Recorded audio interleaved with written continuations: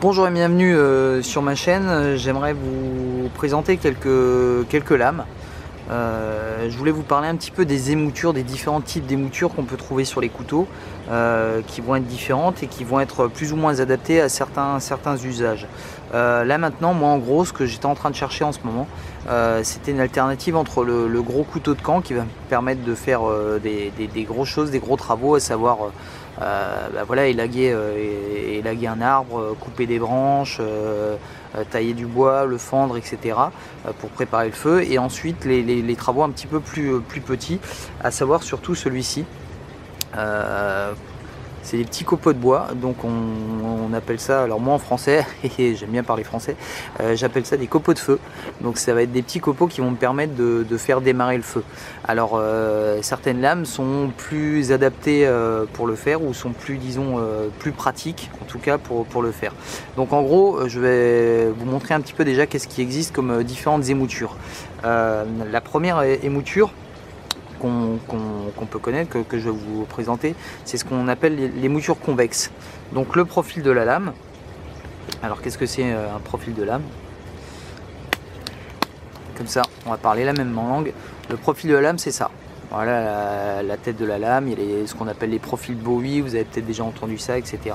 Et ensuite, ce qu'on appelle les moutures, c'est cette partie ici. C'est la partie qui va commencer à être, qui va descendre le plus possible vers le tranchant. Ça, c'est une émouture. Donc si on regardait la lame comme ça de profil, c'est une émouture ici qui est un petit peu arrondie.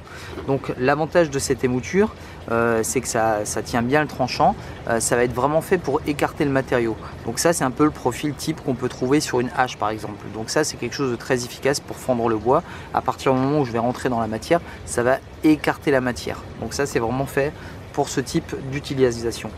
Ensuite, on a ce qu'on appelle les émoutures convexes. Donc les émoutures convexes, c'est une émouture qui va venir ici, va être arrondie. Donc on va trouver ça par exemple là-dessus, sur ce type de lame. Donc ça, c'est le Buck 192. Donc ici, la partie là va être, voilà, ça va être très large ici, et ça va être de plus en plus fin jusqu'au bout. Ça, c'est le type d'émouture, comme je vous disais, qu'on retrouve beaucoup sur les couteaux de chasse, puisque c'est très efficace pour couper de la viande, pour aller dépecer un animal, etc. C'est très efficace. Déjà une chose, c'est que ce qu'on va faire là, les copeaux de feu, on va pouvoir le faire avec n'importe quel couteau qui coupe, hein, voilà, c'est pas un souci. Par contre, il va y avoir des couteaux qui vont être plus ou moins adaptés à ça, ou plus ou moins faciles d'utilisation. Ce que je vous disais tout à l'heure. Je me répète donc hop, émouture creuse. Donc ensuite, on a ce qu'on appelle les moutures plates.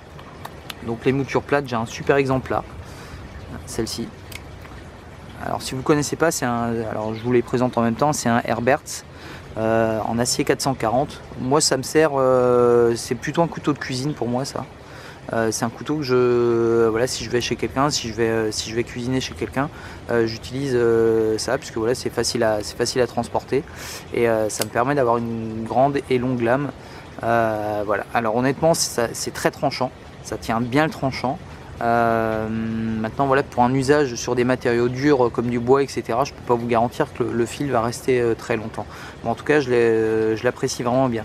Tout ça pour vous montrer donc les moutures plates. Donc les moutures plates, c'est ce type de profil, c'est-à-dire qu'on a beaucoup de matière, enfin toute la matière ici, et ensuite on va descendre complètement à plat, d'où le nom émouture plate, jusqu'à la partie tranchante. Encore une petite précision, les émoutures plates, enfin toutes les émoutures d'ailleurs, il y a ensuite un autre angle ici, qu'on va appeler le contre tranchant.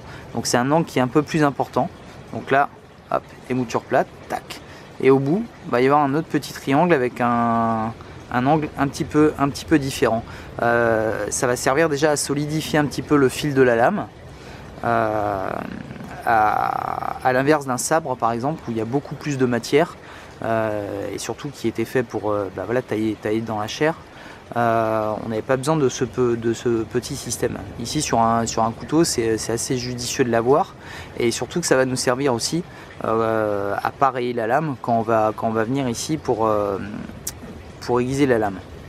Donc ça, c'est deux petites choses, hein, c'est deux petits points. On a ce qu'on appelle aussi les moutures scandinaves, qu'on peut voir sur ce type de couteau. Donc là par exemple, c'est un EK, le Nordic W11. Donc les moutures scandinaves, c'est des moutures, voilà, cette partie-là, qui remonte à peu près jusqu'à la moitié de la lame, et hop, qui continue jusque là. On le voit bien ici avec le reflet. Ça aussi, bon couteau de camp, que je vous conseille également. Donc on va voir un petit peu tous ces différents modèles, on va un peu les tester sur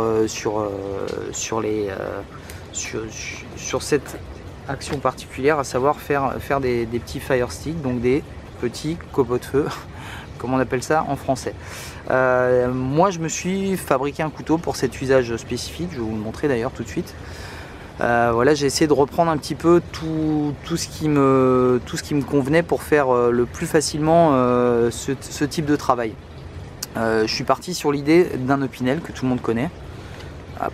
Donc Opinel et mouture plate, quelque chose de très tranchant, si vous en avez forcément déjà eu un en main en tout cas. Voilà, c'est quelque chose de très tranchant. Maintenant voilà, la lame elle est un petit peu faille, on va dire, donc je suis parti sur le principe d'avoir un couteau un petit peu plus large pour pouvoir avoir un petit peu plus de résistance. Je suis resté sur quelque chose de très très fin, une émouture plate le plus possible avec un tout petit contre tranchant. Donc là je suis vraiment sur un tranchant rasoir. Je suis parti ici aussi sur une petite partie qui me permettait de me caler la main ici. Avec des gants, j'utilise toujours des gants, surtout pour ce genre de travail, parce qu'on a vite fait de se prendre ou glisser parce qu'on a forcé glisser sur la lame et malheureusement de se couper les mains, et c'est pas terrible, surtout si on est en rando, qu'on est loin de tout, etc. Voilà, ça procure beaucoup plus de confort. Là j'ai une partie un peu plus large, un peu plus fine là, ça me permet vraiment de caler ma main complètement dessus, de travailler aussi finement avec. Un petit retour ici qui me permet également de caler ma main, mon doigt en dessous, et de pouvoir travailler aussi dans ce sens. Enfin voilà, j'ai essayé de prendre le meilleur un petit peu de chaque couteau pour que ce soit le plus efficace possible. Alors c'est pas pour prouver que c'est le meilleur que d'autres, hein. Il y a des couteaux qui existent sur le marché qui sont très très bien aussi, mais c'est pour vous montrer un petit peu les différences quand on fait ce genre de travail. Alors on va travailler avec des gants, on va montrer le bon exemple. Et je vous ai pris un morceau de bois qui est le plus propre possible. Juste pour vous expliquer, enfin pour vous montrer la meilleure façon. Quand on va être en forêt, voilà, qu'on va découper un bout de bois, on va se retrouver à peu près avec ça, ce type de bûche, avec une arête ici. Et c'est sur cette arête que je vais travailler pour faire mes fameux petits copeaux. Donc là, j'ai essayé de trouver une arête la plus parfaite possible. Là c'est un bout de bois, hein, qu'on peut, voilà, qui sort d'un usinage, qui est le plus parfait possible. Alors je vais vous montrer 2-3 petites choses, notamment ce couteau que vous connaissez peut-être, le Will Steer, que je vais sortir de son étui. Ça c'est un couteau vraiment ultra costaud. Voilà, une grosse épaisseur de lame, là vous pouvez vous amuser à faire du bâtonnage avec, etc. Pour l'éclater, il va falloir y aller. C'est un acier qui est très dur, donc le tranchant est un petit peu délicat à aiguiser. Enfin, on doit prendre son temps, et surtout si on arrive à correctement l'aiguiser, à essayer de le garder le plus tranchant possible. Maintenant pour ce type de travail, c'est vraiment pour ce type de travail dont je vais parler. Donc la meilleure des postures, c'est un petit peu celle que j'utilise là, c'est d'essayer de caler le morceau de bois contre soi, d'être à genoux, c'est le plus pratique. Même si vous faites d'ailleurs du bâtonnage, c'est assez intéressant d'être à genoux. Pourquoi vous mettre un coup de latte dans les tibias, c'est beaucoup plus pratique de se mettre dans cette posture. Maintenant voilà, pour ce genre de travail ici, ce genre de lame, le petit souci qu'il va avoir, alors ouais, on arrive à faire des petits copeaux, c'est que je me retrouve assez rapidement avec la matière épaisse du haut de la lame, et ça va me faire changer l'angle. C'est un petit peu difficile à... Je sais pas si vous me comprenez correctement. Et j'attaque la matière, et hop, assez rapidement je vais me retrouver un petit peu embuté là, et je vais pas pouvoir continuer très loin mes copeaux. Donc pour ça c'est bien mais pas top. On arrive à le faire, hein, vous allez le voir, on arrive à le faire avec tous les couteaux, hein. Mais c'est le fait que la lame soit vraiment très épaisse. Donc on va dire c'est bien mais pas forcément top pour ce genre d'usage. L'Opinel, quelque chose de très bien, je vais pas le faire parce que je vais le refaire avec mon autre couteau. Ce type d'émouture, donc les moutures creuses dont je vous disais, qui étaient un petit peu plus destinées à la viande. Donc déjà là le couteau, on arrive vraiment bien à le tenir du fait qu'il y ait la petite garde, etc. ici. Là, voilà, je me retrouve assez vite à rentrer trop dans la matière. Donc il faut vraiment que j'essaie de garder l'angle le plus droit possible. Voilà. Et là, j'arrive à faire des copeaux qui sont vraiment sympas. Tac. Et le fait que j'ai une lame suffisamment costaud, bah, je vais pouvoir hop, faire levier et me retrouver avec ensuite des petites parties comme ça. Mais moi, ce qui m'intéresse, c'est de faire des copeaux encore plus fins que ça. Et là, c'est un petit peu difficile avec ce type de lame de venir gratter ici. Ça se fait, hein, regardez, on y arrive, mais je trouve ça assez délicat quand même. Donc celui-là, bien mais pas top aussi. Ce type de couteau aussi, il y en a plein qui l'aiment pas, moi je l'aime bien en fait. Hein. Bon ok, c'est violet, d'accord. C'est le Cool Steel Bushman. Donc c'est un peu un couteau à tout faire. Moi je l'aime bien parce qu'on peut le balancer, il se tord dans tous les sens, c'est vraiment du costaud, c'est du pas cher. Ça c'est des moutures, vous voyez, plates, ici également assez plates. Là on arrive à faire des choses qui sont pas trop mal, ça s'aiguise assez bien, c'est de l'acier SK5. Voilà. Après c'est quelque chose de très gros, donc ça devient, c'est pas ce que je recherche. C'est un petit peu encore trop gros. Et c'est surtout, comme je vous le disais, un couteau qui est assez gros. Maintenant, on va partir sur ce type de profil dont je vous parlais. Hop. On va venir ici. Et là, voilà, on va pouvoir s'amuser un petit peu à la manière d'un cutter. Et je vais pouvoir faire des copeaux ultra fins. Je sais pas si ça se voit très bien. Mais là, je vais vraiment pouvoir m'amuser sans faire d'effort à vraiment sortir des copeaux qui sont, je sais pas si on va le voir ici, mais très fins. L'idée, c'est de faire quelque chose le plus fin possible, que ça soit quasiment comme du papier, hein, du papier à cigarette, qui va s'enflammer très facilement, que ce soit avec un briquet ou avec un fire steel. Fire steel, si vous savez pas ce que c'est ça. C'est la petite chose qui me permet après de faire des étincelles avec et d'allumer un feu. Alors ça, je reviens juste 5 minutes dessus. C'est bien, c'est sympa à voir, etc. Comptez pas que là-dessus hein, quand même. Si vous risquez de vous retrouver dans la nature, etc. Si vous avez un bon briquet Bic, ça va être vraiment plus sympa. Si déjà on se retrouve dans une situation difficile, s'il faut encore mettre 2 heures à faire du feu, amusez-vous avec quand vous êtes chez vous, tranquille, dans des bonnes conditions, quand vous êtes sur le terrain, quand c'est humide, quand il pleut, quand vous avez froid, quand vous êtes fatigué, si vous mettez encore 2 plombes à faire du feu avec ça, ouais, c'est déjà mal barré. Donc je dis alors avec un coup de zip c'est pas mal. Par contre ça c'est intéressant, on est dans la forêt, on n'a pas de papier, etc. On se fait des petits copeaux de bois et ça part assez facilement. Donc je reviens ici. Voilà, et là j'arrive à faire vraiment quelque chose de le plus fin possible. Et là ça devient intéressant. Je peux quand même faire, voilà, lever sur la lame. Le fait qu'elle soit assez large, ça me permet quand même de pouvoir venir faire un petit peu levier. Maintenant ici, le fait que ce soit une lame qui soit assez fine et un couteau assez léger, je me retrouve avec pas trop d'inertie de la lame. Alors qu'un couteau de ce type qui est un petit peu plus lourd, là je vais pouvoir avoir, même vous l'entendez, une inertie plus importante et je vais pouvoir un petit peu plus taper dessus. Hop.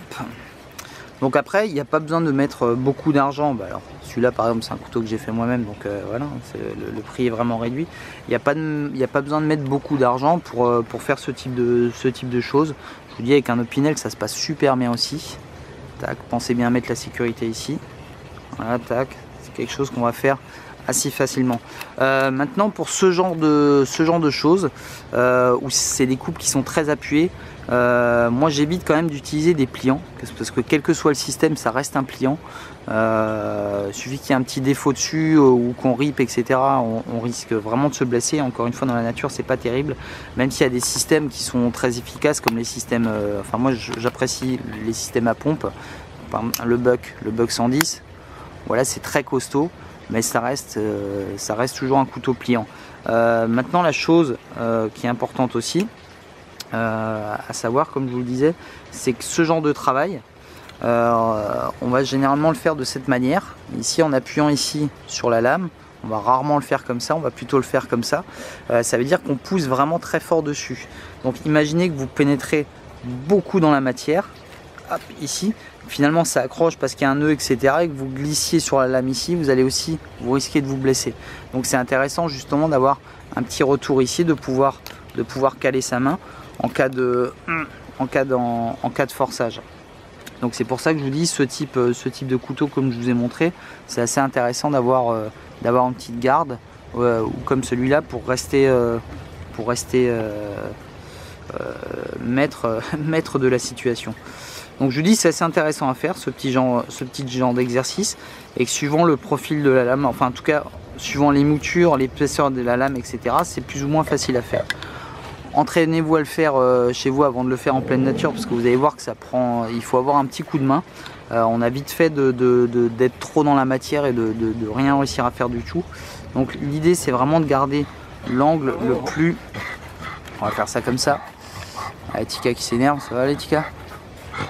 Calme-toi. Tu veux un couteau Tika? Dis-moi lequel tu veux. D'avoir une lame...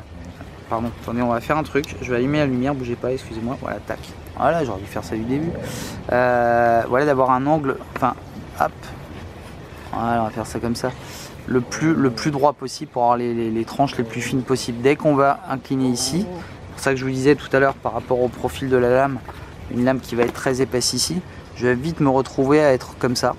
Voilà, j'exagère, hein, mais comme ça, et pénétrer un peu trop dans la matière.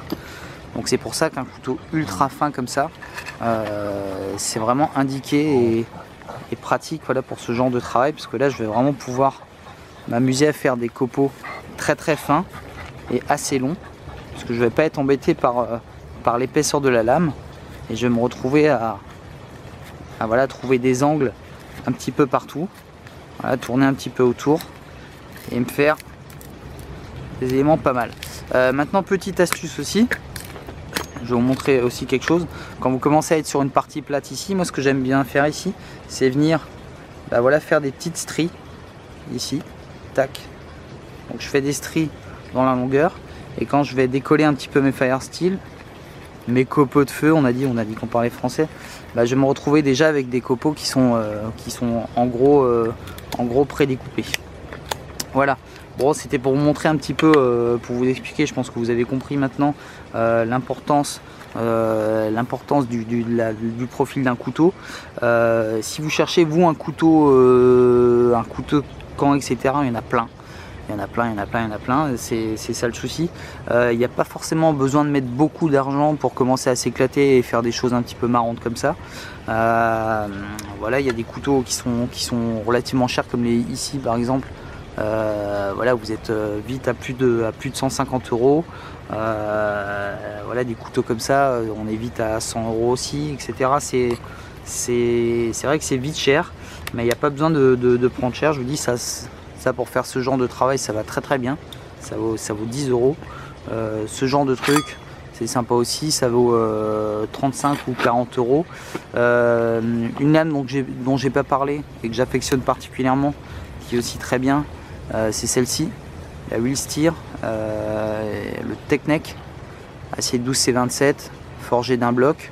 Ce que j'adore dans le couteau, c'est sa simplicité. C'est vraiment la lame la plus simple possible et un des profils les plus polyvalents.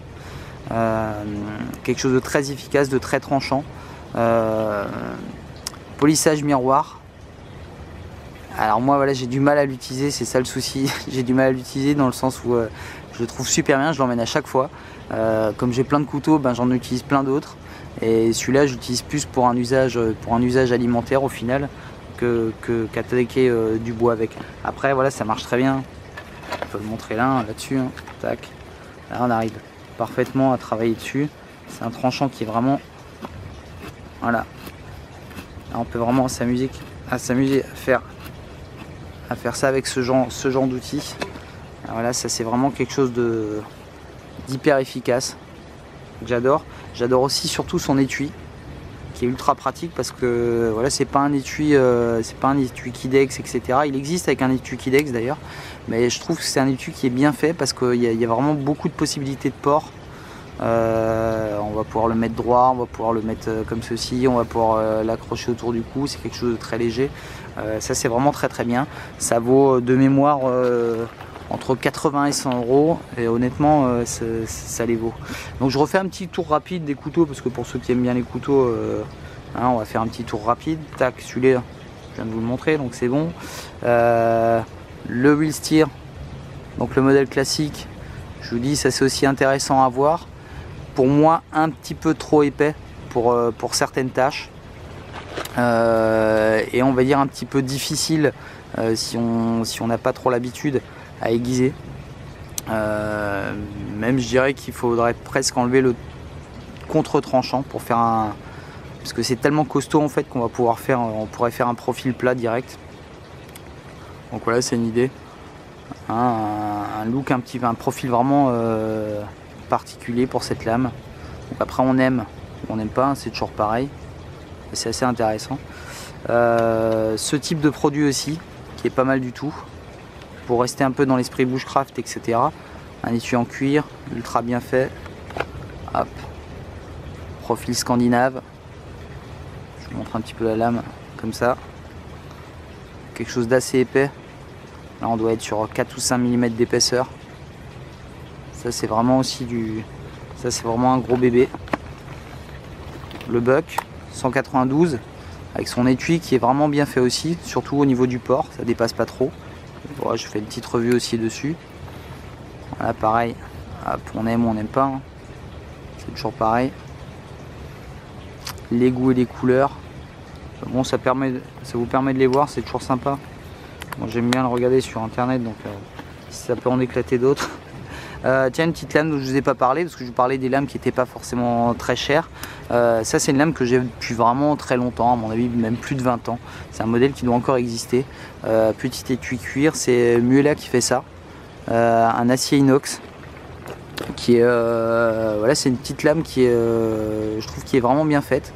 Surtout ici, le fait qu'il y ait une petite garde qui permet, alors je vais peut-être vous le montrer sans les gants, mais qui permet vraiment de tenir vraiment le couteau, d'avoir ici en dessous une petite butée et au-dessus ici ça remonte, de l'avoir vraiment bien en main. Et là c'est intéressant pour travailler avec. Pareil pour faire ce genre de petites choses. Voilà, c'est un couteau qui a une taille suffisante. Et là voilà, on peut commencer à s'éclater vraiment avec. C'est vraiment sympa comme tout. Pareil, à mon avis de mémoire, ça vaut pas très cher, ces couteaux espagnols. Si en plus vous habitez pas loin de l'Espagne, ben, faites-y un saut.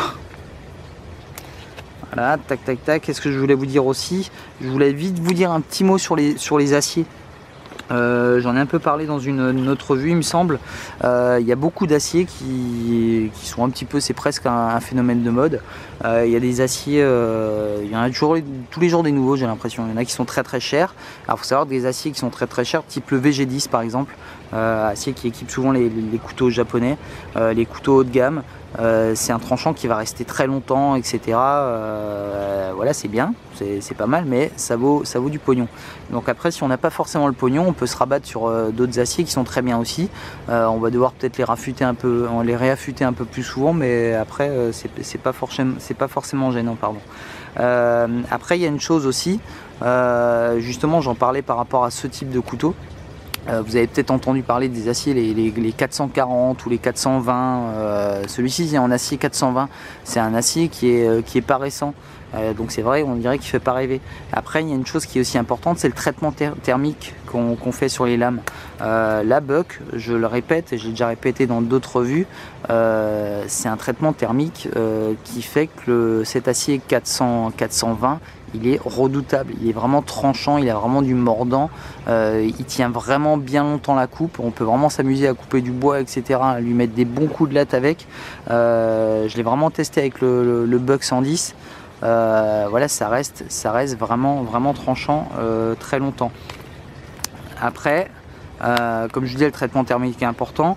Vous cassez pas trop la tête avec les aciers, voilà, parce qu'ils ont tous leurs propriétés. Même nous qui avons plein de lames, etc., on peut pas vraiment vous dire quel est le meilleur, quel est. On dirait que c'est pas une science exacte, hein, les aciers, c'est marrant pourtant.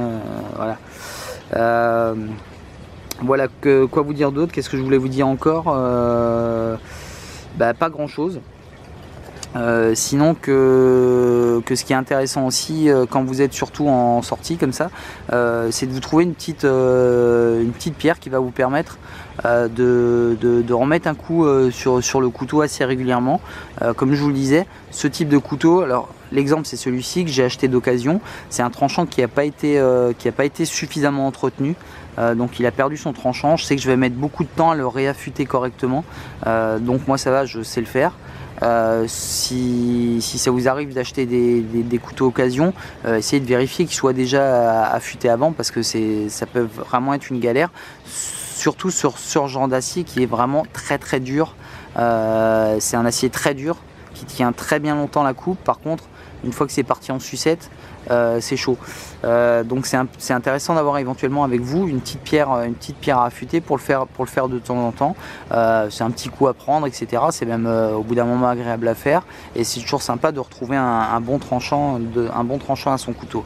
Autre chose encore, n'hésitez pas à porter des gants pour plein de raisons, forcément, parce que vous allez limiter un petit peu peut-être les accidents, surtout comme je vous disais, quand on est un petit peu voilà, dans la nature, etc. On n'a pas envie de se blesser. En plus, on passe un bon moment avec des amis autour d'un feu de camp. C'est con de se faire une blessure et de ne pas porter de gants. Et surtout, quand c'est des modèles pliants, ne faites jamais confiance à un modèle pliant. Il y a plusieurs revues où vous avez vu des mecs coincer les doigts dedans. Moi-même, je me suis coupé le pouce une année avec un modèle de chez Cool Steel. Voilà, c'était une mauvaise manipulation de ma part, mais ça va super vite. Donc voilà, ne faites jamais confiance à un couteau pliant, ça c'est mon conseil. Voilà, quand on travaille comme ça avec, il n'y a pas de souci, mais il suffit que le truc saute, hop, vous remontez, ça accroche un peu de matière et ça se coupe, et ça se coupe, enfin ça revient sur vos doigts. Donc faites attention à vous. Voilà, c'était une petite revue. Ça faisait quelques jours que j'y pensais en fait aux émoutures, quand j'ai construit ce couteau, et voilà, j'avais envie de vous en parler. Donc voilà, je vais d'ailleurs refaire direct une vidéo juste derrière, parce que j'ai terminé un couteau il y a quelques jours, et je voulais aussi vous le présenter, parce que je trouve que c'est une belle pièce que j'aurais même aimé garder, malheureusement. Mais c'était une commande, donc elle va partir. Je vous remercie, et puis tous les passionnés de couteaux, bonjour, et aux autres, bienvenue si ça vous intéresse, ce monde de la coutellerie. Je vous dis à très bientôt, c'était Chris R. Jones, à bientôt.